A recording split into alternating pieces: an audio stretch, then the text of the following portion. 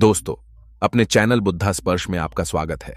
अगर आपको भी अधिक नींद आती है तो यह वीडियो देखने के बाद तुम यह बात समझ जाओगे कि अपनी नींद के समय को कम कैसे कर सकते हैं और नींद को गहरा कैसे कर सकते हैं, और इसी के साथ सही और गहरी नींद लेकर हम अपनी तरह तरह की बीमारियों को कैसे खत्म कर सकते हैं, कैसे अपने तनाव और डिप्रेशन को खत्म कर सकते हैं और स्वास्थ्य जीवन शैली जी सकते हैं। सही तरीके की नींद लेने से हमारा शरीर स्वस्थ और सेहतमंद रहता है और दिल भी प्रसन्न रहता है, जिस कारण हमारे अंतर्मन से हमेशा पॉजिटिव विचारों आते रहते हैं।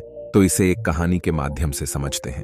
एक बार एक व्यक्ति बौद्ध भिक्षु के पास जाता है और कहता है, महोदय, मैं अपनी नींद के कारण बहुत परेशान रहता हूँ। देर रात्रि तक मेरे मन में दुनिया भर के सवाल चलते रहते हैं। डिप्रेशन और तनाव के कारण मुझे देर रात तक निद्रा नहीं आती, और अगर नींद आती भी है तो पूरी रात करवटें बदलते बदलते हुए निकल जाती हैं और पता नहीं सुबह कब हो जाती है। और सुबह जब मैं उठाता हूँ तो मुझे बहुत भारी महसूस होता है। मेरा सर भारी लगने लगता है। ऐसा लगता है कि मैं बहुत थका हुआ हूं और अशांति का भाव मेरे मन में रहता है।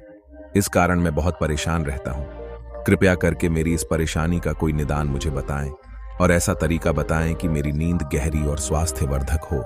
तब भिक्षु बोले, मैं तुम्हें तुम्हारी परेशानी का हल जरूर बताऊंगा, लेकिन उससे पहले मैं तुम्हें महात्मा बुद्ध की गहरी और शांत निद्रा का रहस्य बताता हूं। इसे तुम ध्यान लगाकर सुनना और समझना। तब उस मोहन भंते ने कहना शुरू किया, जब महात्मा बुद्ध सोते थे तब वह पूरी रात तक एक ही अवस्था में सोते। वह कभी भी करवट नहीं बदलते। वह महात्मा बुद्ध जिस स्थिति में सोते, सुबह तक उसी स्थिति में रहते थे।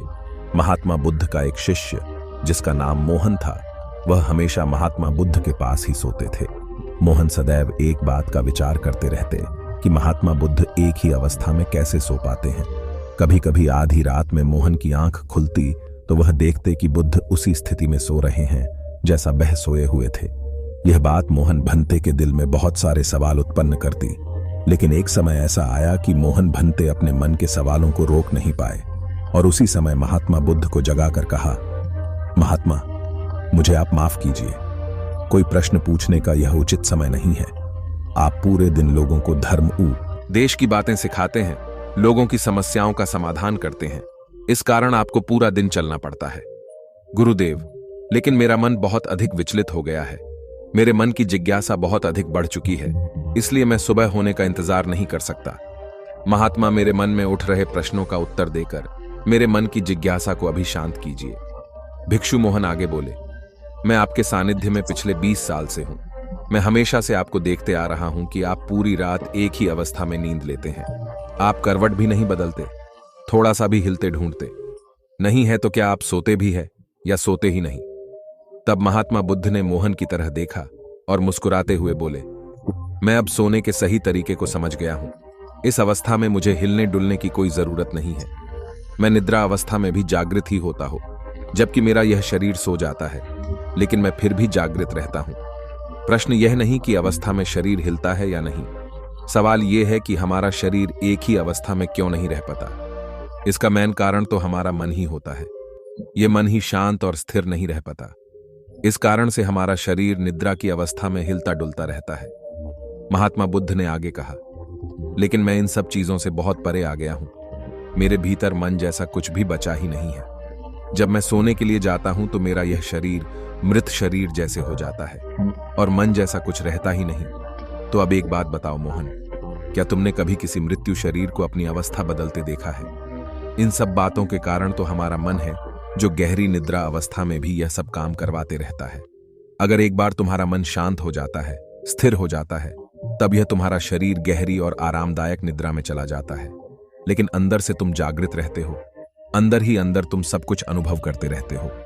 एक छोटे से जलते हुए दीपक के जैसे तुम्हारी जगराता लगातार चलती रहती है। सोने के बाद भी यह सब अपने आप चलते रहता है। कहानी समाप्त करने के बाद बौद्ध भिक्षु ने उसे व्यक्ति से कहते हैं, एक जागृत व्यक्ति अपने शरीर को ही नहीं, अपने मन को भी जागृत के साथ देखते रहता है।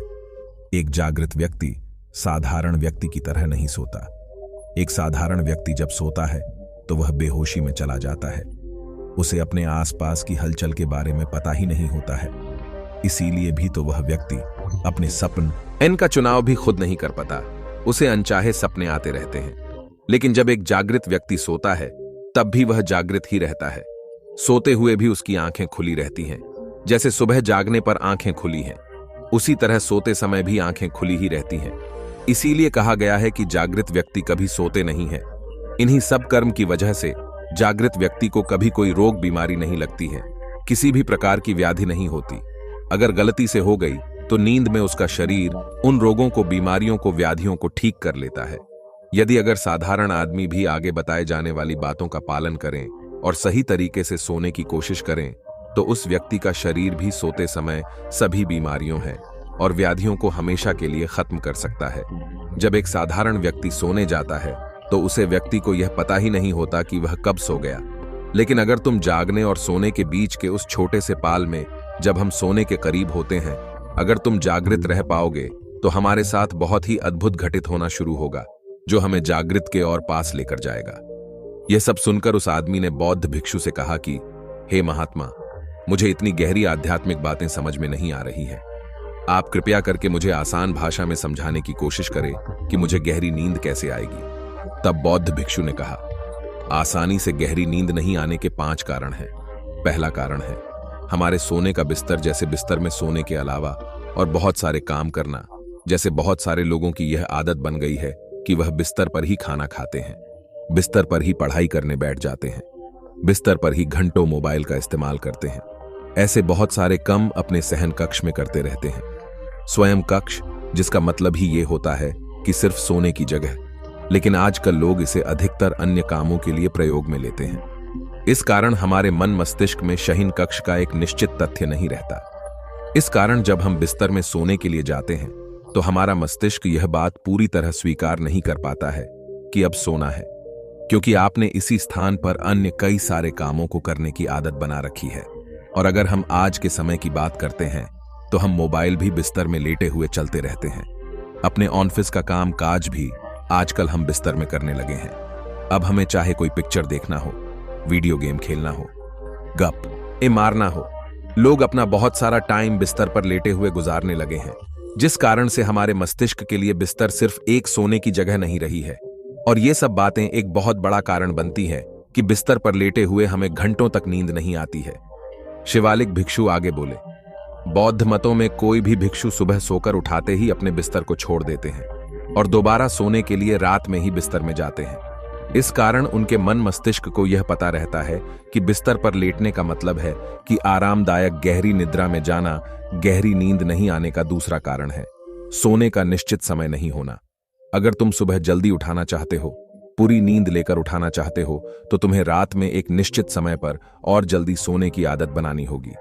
बुद्ध मठों में रहने वाले भिक्षु सोने से 2 घंटे पहले हल्का और सुपाच्य भोजन करते हैं और हर रात को एक सही समय पर सोते हैं।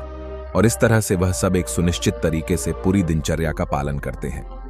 मेरे मित्रों, अगर हम आज भाग दौड़ भरी लाइफस्टाइल की बात करेंगे तो हमारा ना सोने का समय निश्चित है और ना ही उठने का। आजकल लोग इस बात का ध्यान रखना ही भूल गए हैं कि रात का भोजन हल्का और सुपाच्य होना चाहिए, थोड़ा कम ही होना चाहिए। बल्कि आज के समय में लोगों का मैन खाना रात्रि के समय में ही होता है। सप्ताह के लास्ट में लोग बहुत देर से सोकर उठाते हैं, क्योंकि उन्हें पता होता है कि अगले दिन संडे है, समय और जीवन में कोई तालमेल ही नहीं बचा है और अगले दिन यही लोग उठाते ही थकान और कमजोरी महसूस करते हैं। योग इस दुनिया में तो नींद को चमत्कारिक समझा जाता है। अगर आप अपनी नींद को समझ जाते हैं तो अपने अंदर बहुत कुछ बना सकते हैं और अपनी सभी बीमारियों को और व्याधियों को ठीक कर सकते हैं। अगर इसी नींद को नहीं समझते तो बहुत कुछ बिगड़ जाता है और आप अनेक रोगों, बीमारियों और व्याधियों से ग्रसित होने लगते हैं। शिवालिक भिक्षु आगे बोले, रात में गहरी नींद ना आने और सुबह अच्छा और स्वस्थ महसूस न करने का तीसरा कारण है सोते समय नकारात्मक विचारों के बारे में सोचते हुए सोना। आप रात को जिन विचारों को दोहराते हुए सोते हैं, वैसे ही विचारों के साथ आप सुबह उठाते हैं। इसीलिए नकारात्मक विचारों के साथ बिस्तर में नहीं सोना चाहिए, क्योंकि जब हमें नींद आने वाली होती है उसे समय हमारा अवचेतन मन सबसे अधिक एक्टिव होता है। उस वक्त हमारे विचार नकारात्मक हो या नकारात्मक, हमारा अवचेतन मन उन विचारों को स्वीकार करके उन बातों को और चीजों को वास्तविक रूप देने में लग जाता है। हमारा अवचेतन मन सही और गलत विचारों को समझ नहीं पाता, जो विचार हम बार बार करते हैं और अपनी भावनात्मक प्रतिक्रिया देते हैं। फिर वो विचार हमारे हित में हो या अहित में अवचेतन मन उन्हें पूर्ण रूप देने में लग जाता है। इसीलिए हमें सोते टाइम अपनी समस्याओं, परेशानियों और तकलीफों के बारे में सोचने की बजाय अपने लिए अच्छी बातों और अच्छी चीजों के बारे में सकारात्मक विचारों के साथ सोना चाहिए। और हमेशा सोने से पहले और उठने के बाद उन्हें बातों का विचार जरूर करो जो आपके जीवन में सकारात्मक बदलाव लाए। अच्छी और गहरी नींद नहीं आने का चौथा सबसे महत्वपूर्ण कारण है हम गलत तरीके से सोते हैं। भिक्षु शिवालिक आगे बोले, जम्बू द्वीप जो कि अब भारत है, इस देश में कहा जाता है कि उत्तर दिशा की तरफ सर रखकर नहीं सोना चाहिए। इसका महत्वपूर्ण कारण यह उत्तर दिशा यानी धरती का ऊपरी हिस्सा होने के कारण चुंबकत्व अधिक होने से अगर उत्तर दिशा की तरफ सर रखकर सोते हैं तो हमारे शरीर में ब्लड प्रेशर सर की ओर अधिक होने लगता है।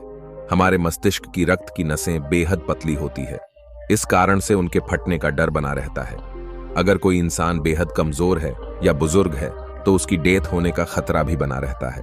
लेकिन साधारण बात यह है कि उत्तर की ओर सर रखकर सोने वाले लोग सुबह उठाते हैं तो एक प्रकार का तनाव और सर दर्द महसूस करते हैं और उनकी पूरी रात बेचैनी और करवट बदलने में गुजरती जाती है। एक और गलती लोग यह करते हैं कि वह किसी भी अवस्था में सो जाते हैं। वह इस बात का ध्यान नहीं रखते हैं कि उनका मेरुदंड यानी रीढ़ की हड्डी सीधी है या नहीं। अक्सर लोग कैसे भी सो जाते हैं या अधिकतर लोग पेट के बाल सोते हैं, जबकि हमें हमेशा सीधे सोना चाहिए या फिर बाईं करवट पर ही सोना चाहिए। इससे शरीर के अंगों पर अतिरिक्त खिंचाव नहीं पड़ता। सोते समय ज्यादा मोड़ते गद्दे का प्रयोग नहीं करना चाहिए। इससे आपके शरीर की रीढ़ की हड्डी मुड़ती है और आपकी गहरी नींद में रुकावटें आने लगती हैं। साथ ही साथ ज्यादा मोटे तकिए का इस्तेमाल नहीं करना चाहिए। इससे आपकी गर्दन ज्यादा मुड़ जाती है और लंबे समय के बाद आपकी गर्दन में नसों की परेशानियों बहुत अधिक बढ़ जाती है। इससे भी आपकी गहरी नींद में रुकावट आती है, जिस कारण भी आपका शरीर तनाव महसूस करता है। देर रात तक नींद नहीं आने और नींद में बेचैन रहने का पांचवा कारण है अधिक मात्रा में तले भुने हुए और मसाले युक्त भारी भोजन करना। अगर आप रात्रि में सोने से पहले अधिक तले हुए और भारी भोजन करते हैं तो इससे हमारी नींद पर गहरा प्रभाव पड़ता है, क्योंकि इस तरह का भोजन पचाने के लिए शरीर को अधिक समय लगता है और साथ ही अधिक ऊर्जा भी बहुत खर्च करनी पड़ती है। इस कारण अगर आप ऐसे भोज्य पदार्थ का सेवन करना चाहते हैं तो सोने से पहले 2 से 3 घंटे पहले ही ऐसे पदार्थ खा लेना चाहिए और संतुलित मात्रा में खाना चाहिए। इतना सब सुनकर उस व्यक्ति ने कहा, बंदे, मैं यह सब समझ गया हूं कि नींद ना आने के क्या कारण है, लेकिन क्या आप ऐसे कुछ उपाय बता सकते हैं जो गहरी नींद लेने में सहायक हो? तब शिवालिक भिक्षु ने कहा, अब मैं तुम्हें कुछ ऐसी क्रियाएं बताना चाहता हूं जिन्हें तुम सोने से पहले और उठने के बाद कर सकते हो, जिसे करने से तुम्हारी नींद गहरी होगी और साथ ही साथ तुम्हारे जिंदगी में सकारात्मक बदलाव भी आएंगे। इनमें से जो 2-3 कम जो तुम्हें उपयुक्त लगे कर सकते हो। सबसे पहले हो सके तो सोने से पहले गुनगुने पानी से स्नान करना चाहिए। स्नान करने से हमारा शरीर तनाव मुक्त और जागृत हो जाता है।